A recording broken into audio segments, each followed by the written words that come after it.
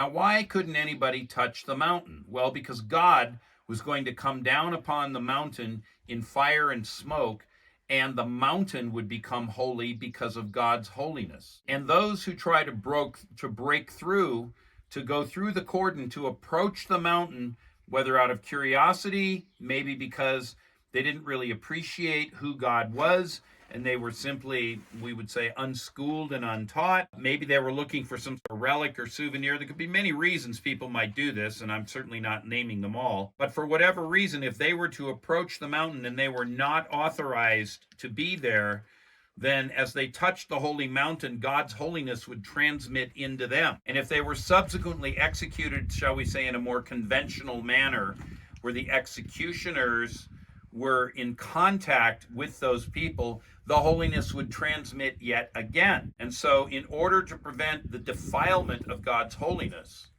in order to prevent that, they were to be stoned or shot with arrows, which means no human contact, as the means of death. The modern equivalent would be a firing squad. So when we look at this, what we are reminded of is that way back in those times, what we see in the first book of Peter, where Peter says, "Be holy because I am holy."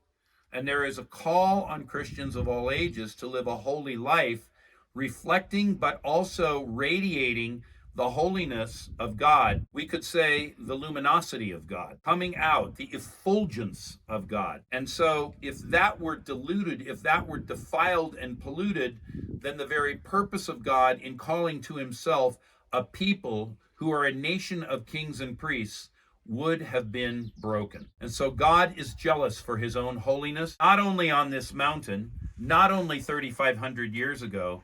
God is jealous for his holiness in his people today. Be holy because the Lord is holy.